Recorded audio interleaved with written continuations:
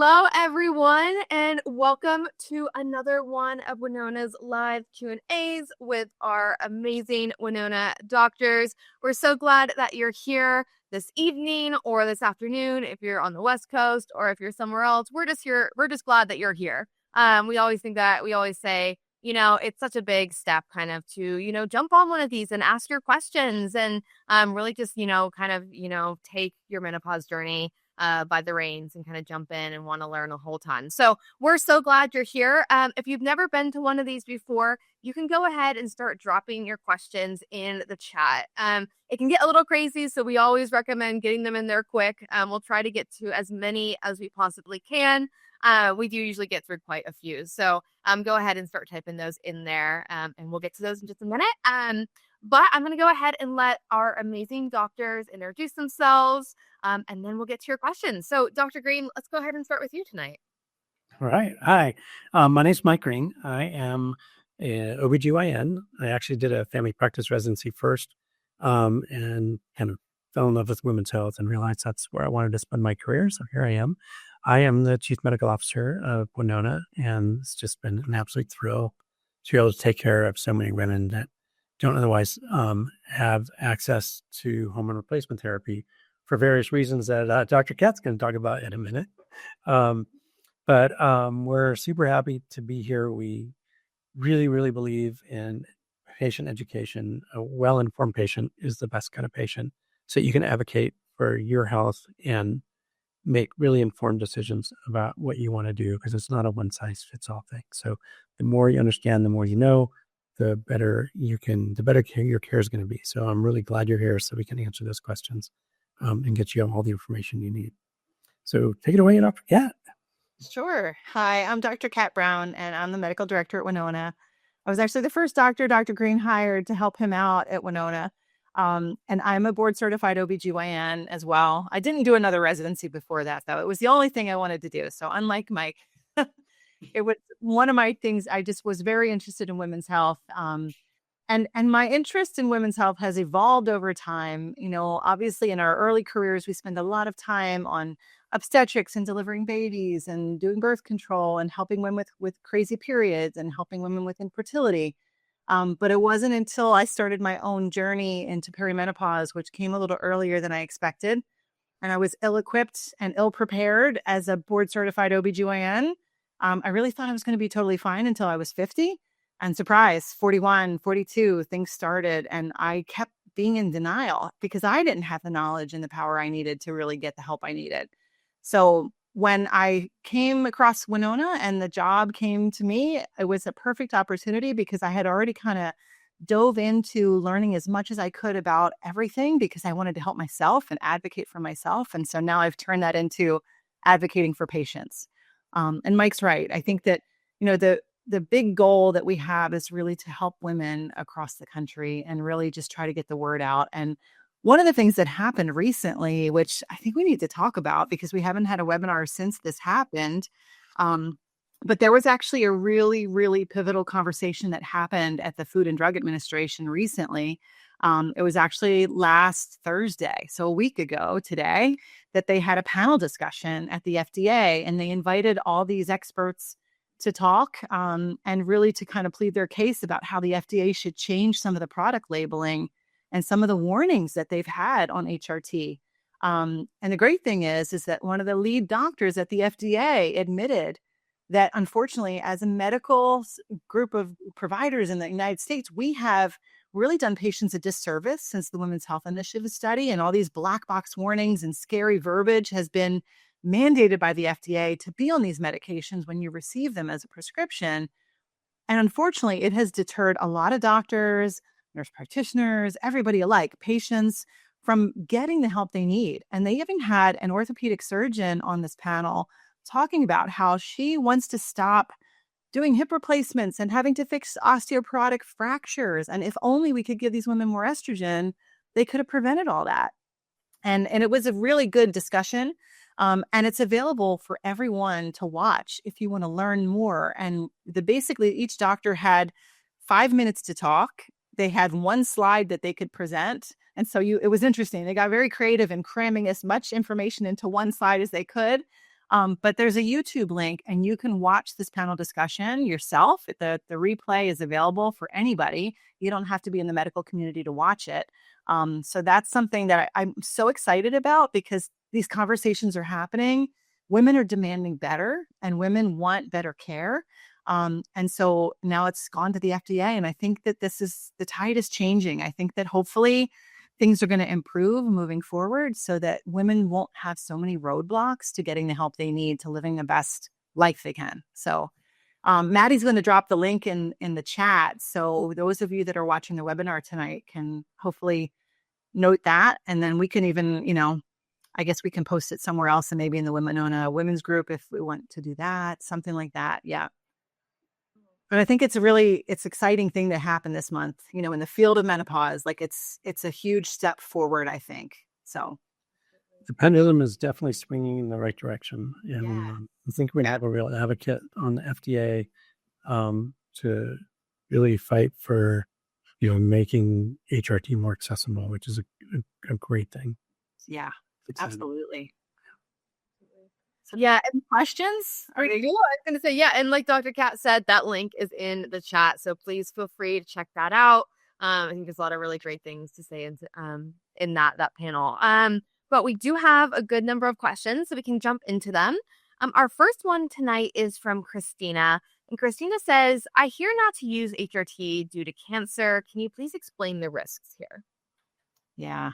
And this is probably one of the most common questions we get. And they actually touched on this in that panel too, because I think that so many patients have this unfounded fear that these medications are going to cause them to have cancer. And really, when you think about the overall risk and you look at probabilities, and if you ever took statistics in school, really your real chance of getting a cancer from taking one of these medications is pretty low. There's other factors, and obviously there's multiple things that can increase your risk of cancer, your genetics, your environment, and what you're exposed to. We probably expose ourselves to many more harmful things that do us harm than a medication would do. And so I think that some women out there, are reluctant to even try HRT because of the fear of breast cancer. But what they don't realize is that they are much more likely to die of a heart attack or heart disease than they ever will be of dying of breast cancer. So I think that, you have to put it into perspective. And that's something that you have to consider, weighing the risks and benefits of any medication, the risk of that is relatively low. Unless you have a genetic predisposition to a cancer, which we could get into more detail about, but there are some genes that some women can carry that can increase the risk for breast and ovarian cancer. And if you're one of those people, then obviously there's a different discussion you need to have with your doctor. But for the average population that doesn't have that, the risk is pretty low. I like to look at it from a big picture point of view. Really, the goal is to live as long a healthy life as possible. The one thing everyone in the world can pretty much agree on is that everybody has to die at least once. So you won't find very many people that disagree with that. The idea is to put that off as long as you can, as long as you're living a happy, healthy life. If you look at women that are on HRT compared to women that do not take it, they're more likely to live longer and healthier lives. Eventually, somebody's going to get all of us. But again, as long as the thing that you're taking is going to help you live longer and healthier, that's the big picture. That's what's important. And HRT will help you do that.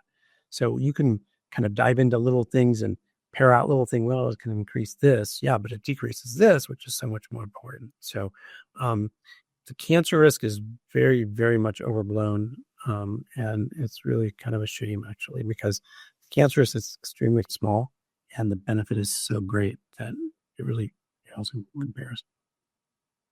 Absolutely. And our next question tonight is from Amy. Amy says, hello. She says, my question is, I just started the DHEA, the estriol, and the progesterone. She says, all in pill form. She says, is it safe to take ibuprofen or Tylenol alongside the medications? Yes, it's perfectly fine to take those. Just make sure that you're following the labels on those bottles and not taking, larger amounts than they recommend. But yeah, they're safe to take with our meds. Absolutely. And our next question comes from Kim. And I'm probably going to pronounce the name of this medication wrong. She says, I'm taking Auvelity, Auvelity for depression. And she said, I'm slightly concerned about how my HRT therapy will interact or heighten its effect. She says, I take a starting dose and then 0.50 estrase of 200 milligrams progesterone. Should I be concerned about this? I'm not really familiar with that particular medication. Sounds like it's a newer medication for depression. I'd have to look it up to see what the generic name of it is. I'm gonna Google it real quick. Dive in. Yeah, it's not one that I have experience prescribing, which means it's probably relatively new. And if you're one of our patients, you can certainly ask your Winona doctor. But if you're not and you're getting your HRT from another source, don't ever be afraid to ask your doctors if it's okay. But generally, HRT is pretty safe to take along with most of the SSRIs and the NSRIs that are used for depression and anxiety pretty readily and pretty commonly. I'm just not familiar with that newer medication. Yeah, so it looks like it's a combination of bupropion and dextromethorphan. So that should be fine with HRT. Yeah.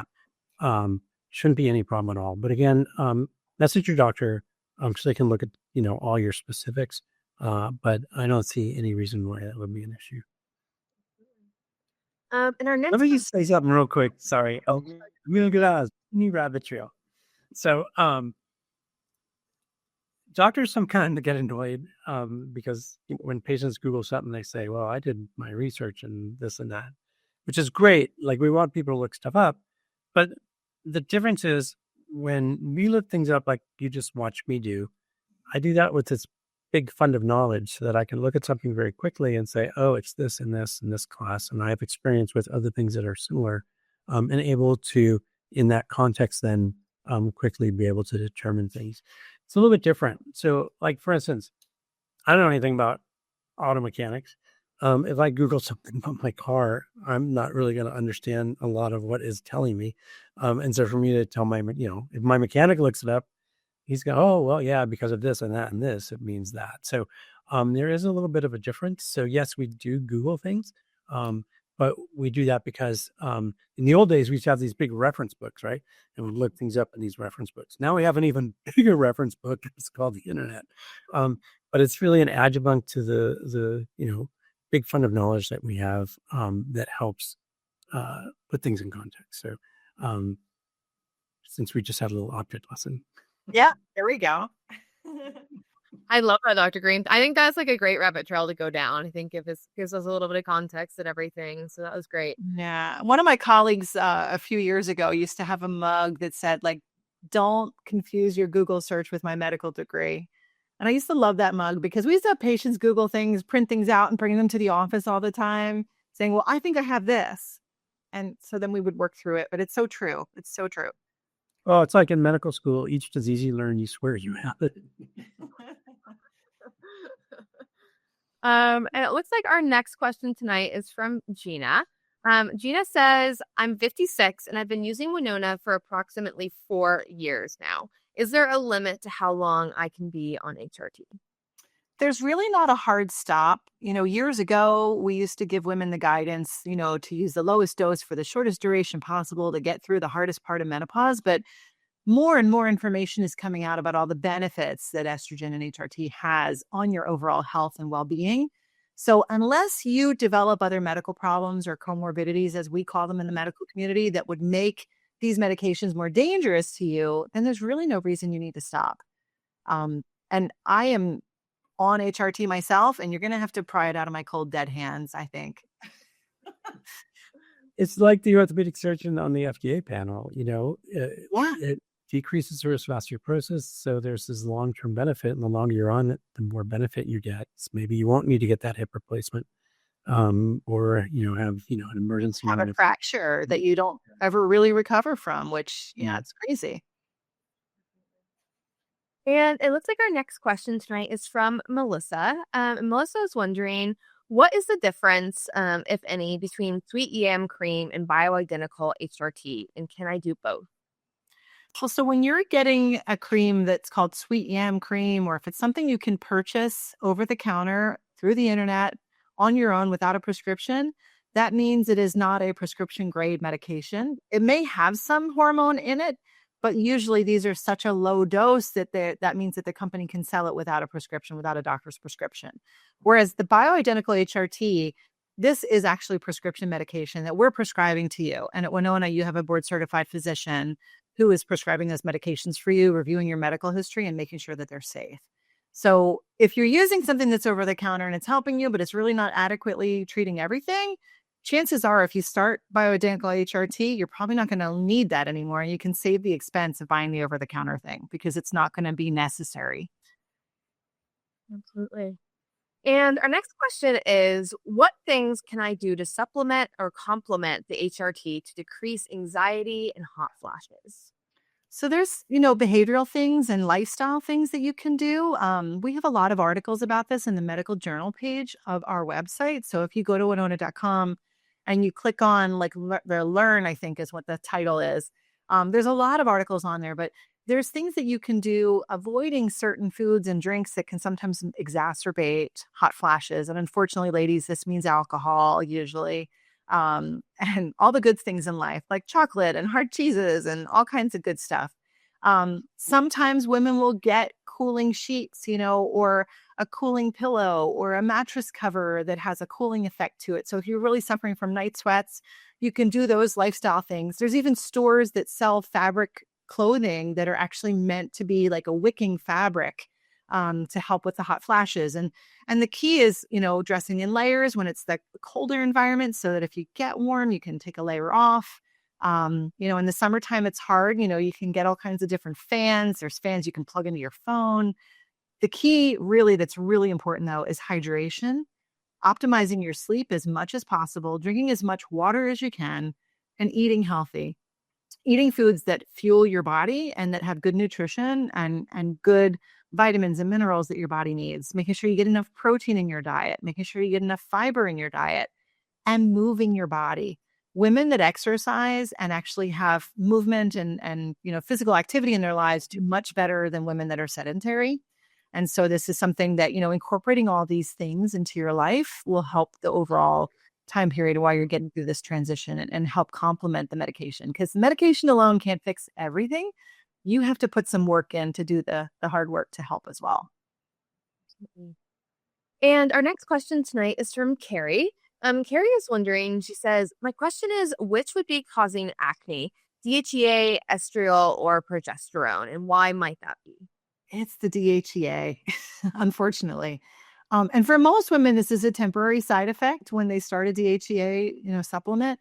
But what the DHEA does is that it can change the way your skin is behaving. And actually, some women see some benefits in this, in that it can help, replenish the tissue, like on your scalp. It can make your scalp retain its oils better. But as a result, it can also help, with clogging of pores and things like that as well.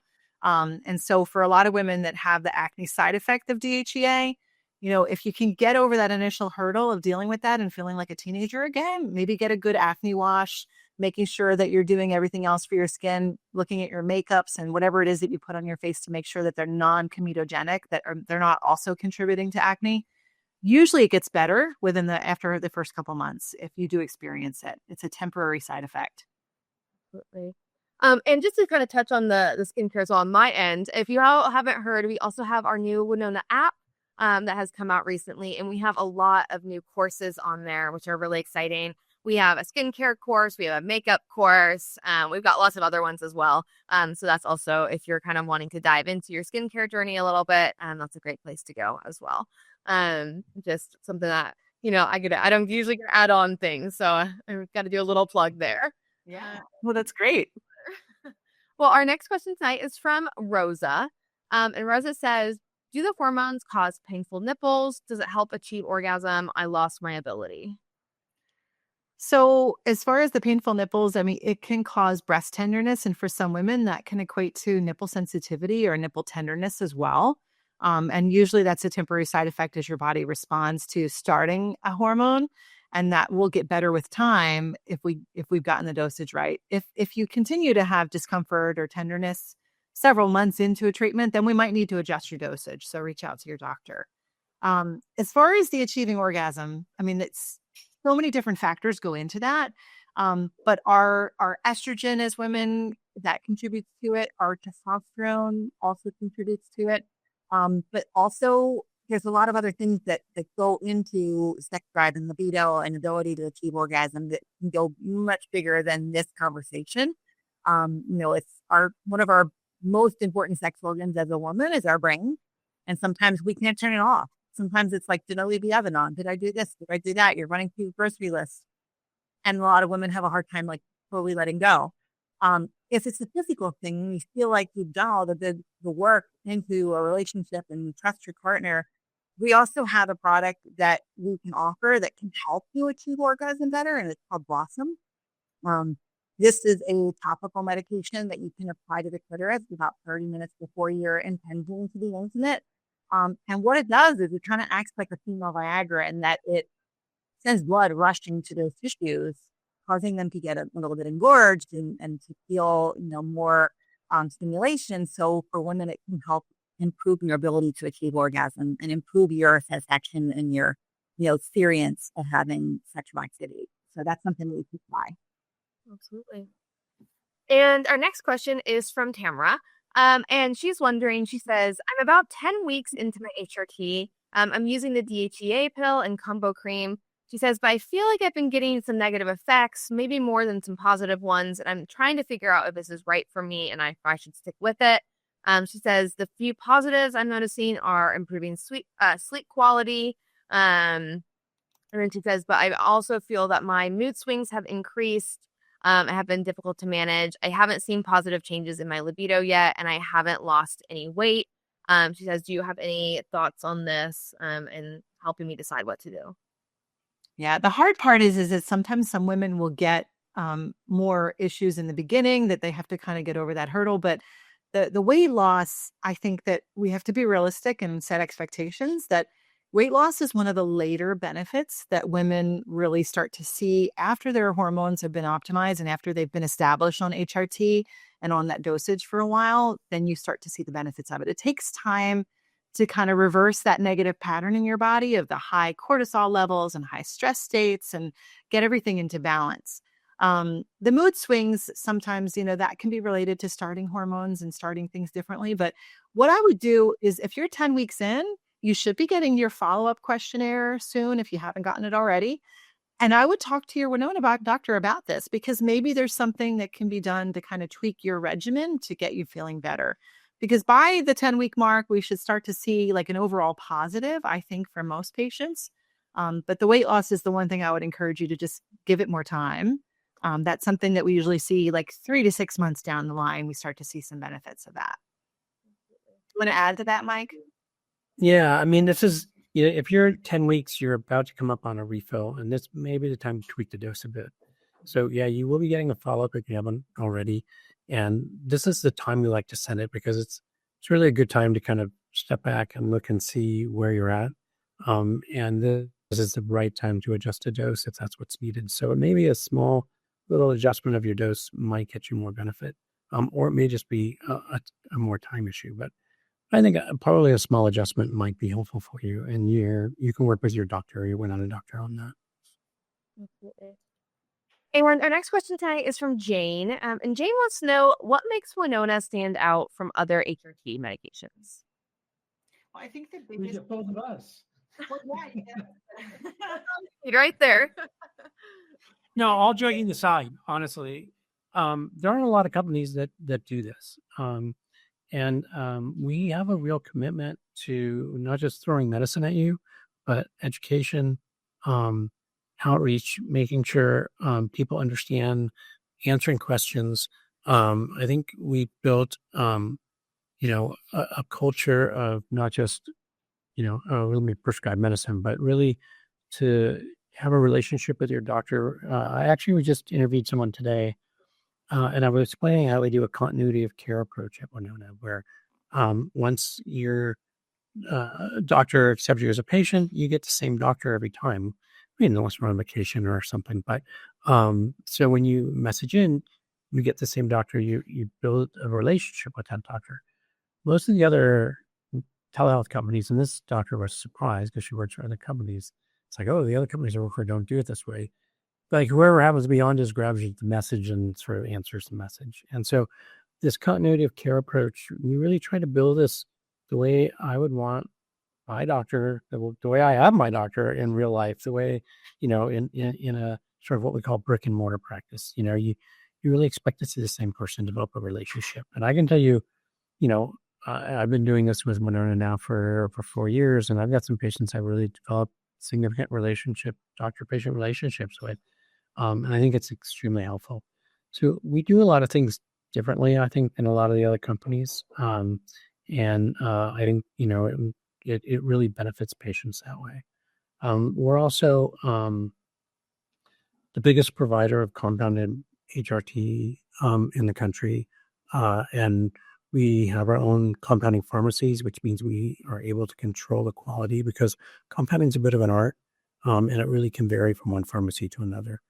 So the fact that we have our own compounding pharmacies that supplies your medication, we have control over the quality, of that, really allows us to do things extremely well, and allows us to do things that wouldn't really be possible if we were just sort of drawing from whatever compounding pharmacy we could find. It really improves safety. It improves efficacy, being that the stuff works better. So I think there's a lot of things that separate us from some of the other HRT companies. Absolutely.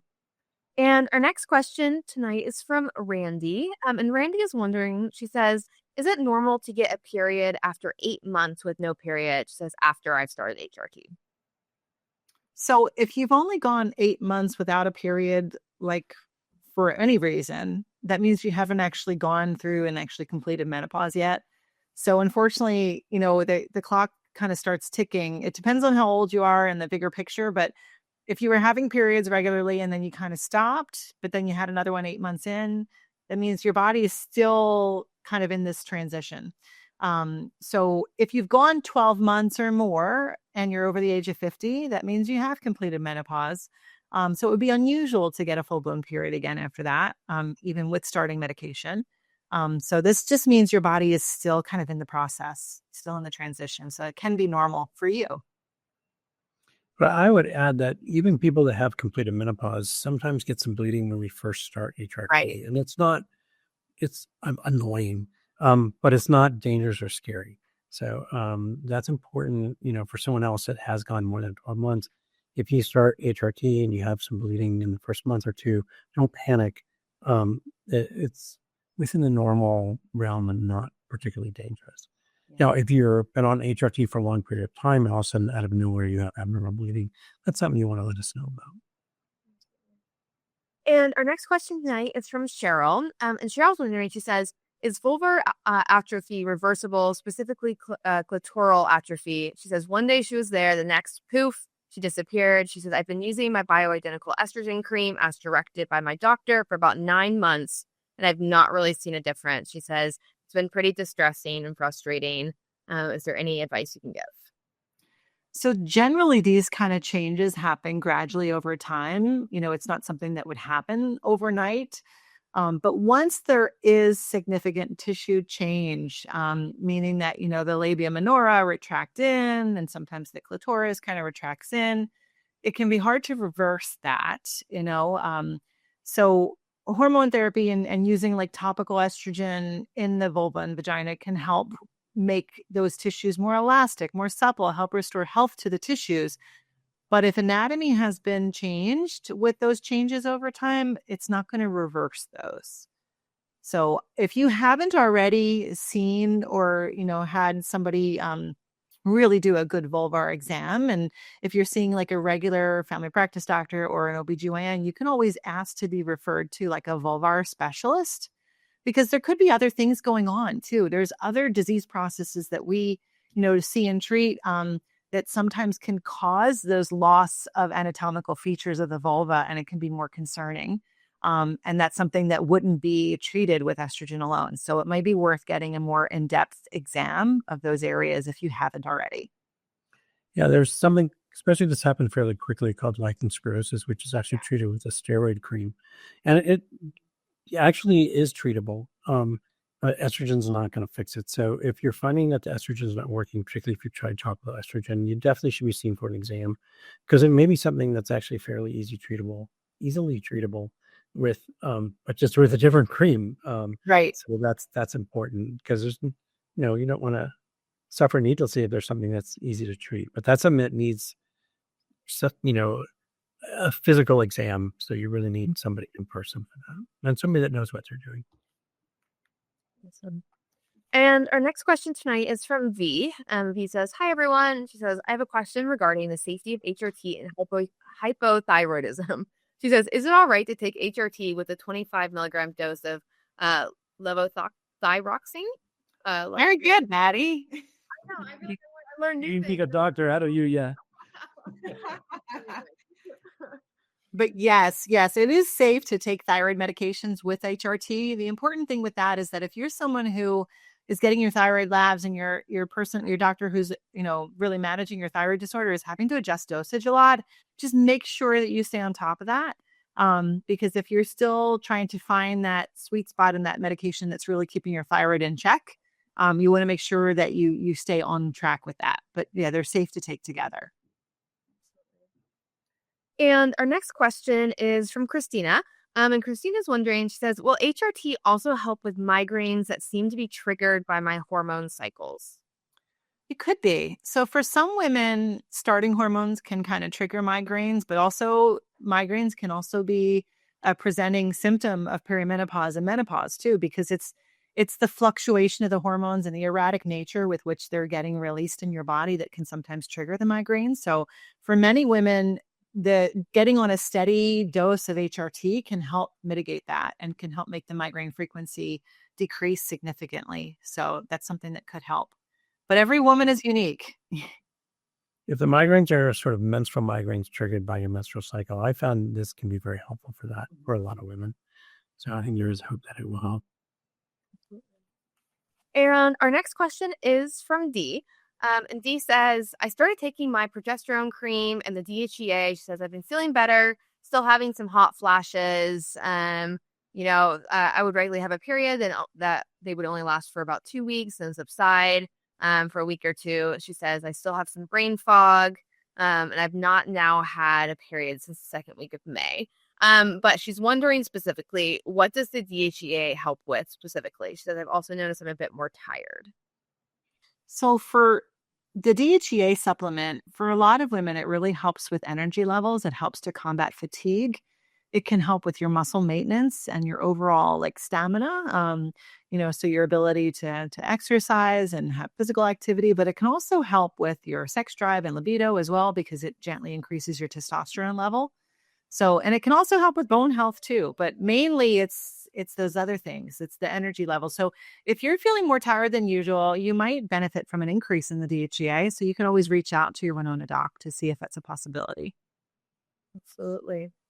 And our next question tonight is from Kat. And she is wondering, she says, "Will starting estrogen stop me getting periods?" No. So starting HRT is not going to stop your period. Basically, these doses and the medication we're giving is not going to suppress what your body is doing naturally on its own. Basically, we're adding back in medications that your body, your hormones that your body is no longer producing in adequate amounts anymore.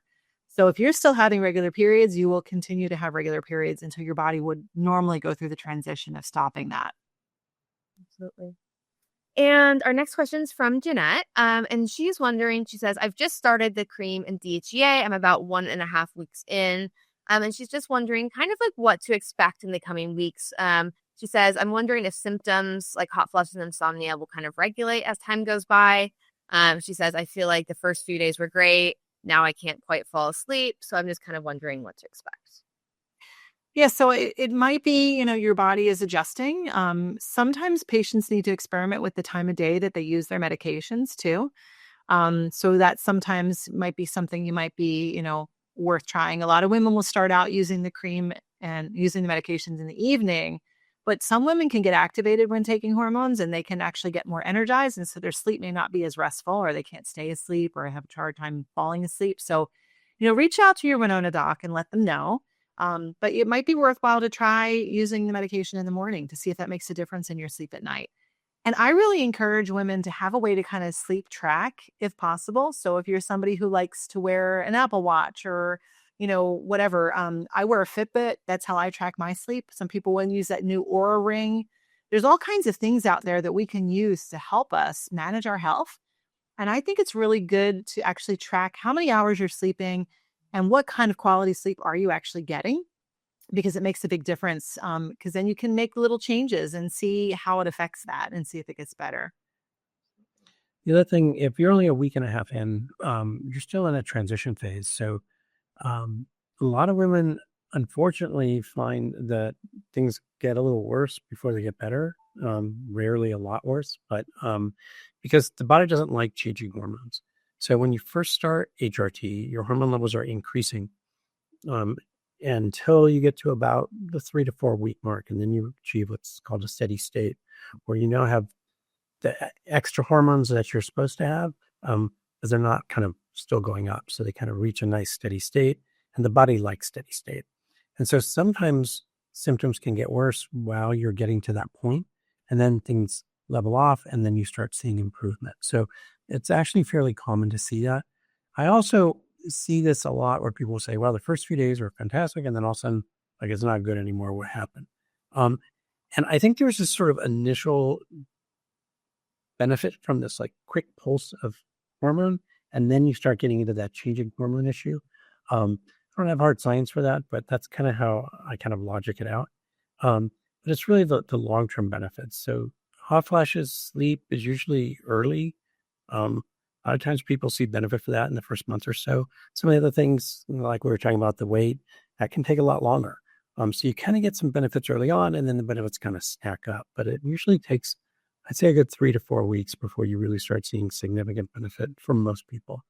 So if you hang in there, I think you're going to be happy with the outcome. But certainly, experimenting with the time of day, like Dr. Kat was saying, is certainly something that is worth trying as well. The patience will pay off. Absolutely. And it looks like we have 2 questions next from Olivia. Her first part of the question is, what is the maximum dosage a woman can use of the HRT? And then her next question is, should we also be seeing positive changes in our hair health and restoring thickness if we're using HRT? Well, so I would be reluctant to start talking about specific dosages, in a forum like this, because I really think it's individualized. I think that each patient, each woman has their own dose that they need. And for us in this field, there's not like a danger zone, like don't go above this level. It's something that like it's a fine tuning. And this is where the art of medicine comes in. And it's not just about algorithms and plugging in, a square peg into a square hole kind of thing. And so I would be reluctant to talk about that. Now, if you're concerned, like if you're on HRT and you're worried about your dose being too high, have that conversation with your doctor and let them know. So, and what was the second part of the question? Just wondering about hair health and restoring thickness with HRT. Yeah. So generally, most women start to see a lot of benefits to their skin and hair and nails when they actually start HRT, because those tissues are restored. Their elasticity is better. The hair generally gets improved. The skin gets more supple, more hydrated when taking HRT compared to not. And so most women will see benefits with this. Yeah, the hair, is another one of those ones that seems to take a long time, mostly because of the way the hair cycles. So hair can be on a 4, even 6-month cycle, and so it can take a long time before that cycles through and you start seeing the benefit. The other thing about dose is even what we can think of like really high doses of HRT are still really small compared to birth control. So there isn't really a ceiling, but yeah, like Dr. Kat says, I mean, I've got people on what I would consider a teeny dose that are having like side effects, and I have people on like really significant doses that we need to push it even more to get them benefits. So it's actually impressive how variable it is. Absolutely. And we have a question kind of a little bit on the touch of, dosage. We have a question from D. And D is wondering, can you take an extra DHEA if you feel like you need a higher dose and you just got your second refill? So I would reach out to your doctor and let them know that you're interested in doing that. just so they can kind of talk to you about it. But yeah, I mean, generally we start most women off on the 25 milligram dose of DHEA. And if they feel like they could still use some improvement with those things that DHEA can help treat, sometimes we do bump them up to 50, but I wouldn't do that on your own without having a conversation with your doctor. Just keep them in the loop. We've talked about this before, Mike, in that there's certain people in your life you should never lie to. And it's really your doctor, your accountant, and who else? Your lawyer. Your lawyer, right? Yeah. This is the people you don't lie to. And this is where I get to give my spiel, and I think I've given it on several different webinars. And Maddie, you're going to think I'm a broken record, but I love it. I don't think that most patients realize how very important it is for you to be completely open and honest and transparent about everything that you're taking. And this includes vitamins, minerals, your medications. And I actually barked at my husband about this. Went with him to a doctor's appointment about a week ago, and he was writing down his medications, and he's like, well, I don't take any medications. I'm like, okay, what about this? He goes, oh, well, that's for that. And I'm like, write it down. And then I was like, and what about your fish oil? And what about this? And what about that? He goes, well, those are vitamins. I'm like, write it down. It can interact with medications. And he's like, really? I'm like, yes, it can. Write it down. So please make sure that you are open and honest and really give a full account of what you're taking, what medical conditions you've been diagnosed with, because we want to make sure you're safe. And that's our first goal in caring for you, especially at Winona, but anywhere, is that we can't take the best care of you if we don't have all the information. So, that's something so very important to include. Absolutely. And what, Dr. Brown, with you saying, that you're going to sound like a broken record, I feel like if you're going to sound like a broken record on something, that's probably a good thing to be sounding like a broken record all the time. So that's a good one. Sure. Our next question is from Heidi. And Heidi said, my friend suggested testosterone HRT pellets, but she says, but I see that that's not something you provide. Do you provide something that will be similar to this? Let me take that one because I feel strongly about it. I am not a fan of the pellets. So the bioidentical pellets, here's the concept. So first of all, women need a small amount of testosterone. Absolutely, it's important for women. But estrogen is really the dominant female hormone. It's the one that gives the vast majority of benefits. Men, on the other hand, need more testosterone. That's the primary hormone for men. The concept of bioidentical is that if we give you enough testosterone, your body's going to say, whoa, that's too much testosterone, and it's going to break it down into estrogen. It seems like a backwards way of giving somebody estrogen. And it really tends to cause long-term side effects. So what happens with the bioidentical is you get this implant that's got the testosterone in it. And that is now a good 4-month commitment because there's no takesies backsies on that. They implant it under your skin and it dissolves until it's gone. And so if you don't like it or it doesn't work or it's too much or it's causing terrible side effects, you basically have to deal with it for 4 months until it goes away. So, there's a commitment issue on that part. But the other thing with testosterone, when you give a big slug of testosterone, it can give people this sort of testosterone euphoria. And so you feel really good. And then what happens is it wears off and then you want it again. And eventually it starts building up and starts causing testosterone side effects. So typically what you see with this is people are super happy for the first pellet or two, or maybe even 3. And then all of a sudden really bad things start happening. I see a lot of this and it's really kind of sad. So it can cause a lot of bad side effects. It tends to be, in my opinion, it's sort of the backwards approach. So in my opinion, much better off getting the primary hormone primarily. So that's estrogen. And then supplement with a small amount of testosterone, which is what your body really needs.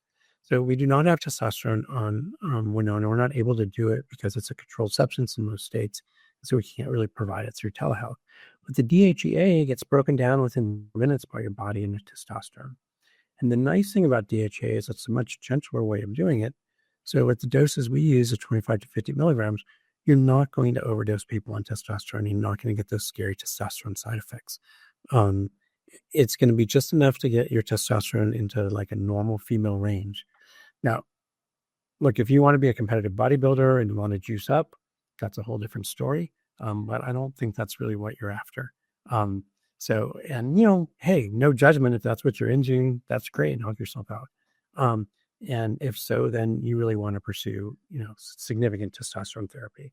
But if you're really looking for the testosterone benefits of HRT, you really want a small, subtle dose, because that's going to get you there without causing these, what we call andronizing, the male type side effects that can be disturbing for people. Absolutely. Well, and it looks That's my soapbox on the bioidentical. Sorry. Yeah, no, I think that it's important to talk about, absolutely. Well, and that looks like that was all of the questions that we have kind of in the chat for tonight. So I was going to say thank you, Dr. Green and Dr. Kat, for your time. I know that these like live Q&As are always so great just to kind of get to hear, your all's perspectives and kind of to help, women that, really have these questions. And so I just want to let everyone know as well who's here. We see this every time, but if you are a Winona patient, your Winona doctor is available 24/7 in your patient portal. Also, if you want to become a Winona patient, that's also a really great perk as well. It's like having one of these Q&As just in your pocket all the time. The doctors are there to answer any and all questions you have. So please reach out to them. They really, really do want to hear from you. We also have a podcast. It's called The Menopause Hour. It should be wherever you get your podcast, but Spotify, Apple Podcasts. So, if you're driving to work, you're driving home, and you kind of want to listen in, you can kind of look that up as well. But that's a great place to kind of get some more information. So please check that out as well. But thank you all so much for being here tonight. Thank you, Dr. Green. Thank you, Dr. Kat. We really appreciate your time. Awesome. Everyone out. And if you're a Winona patient, download the app. Get on the app. Maddie? Please, I would love to see you on the app. I'm in there all the time. So if you get that, you'll probably see me commenting and liking posts. And we have events, we have courses. We would love you to kind of come join in our conversations there. So hopefully I'll see you all in the app for sure. Awesome. All right. Good night, y'all. Night. Have a good one.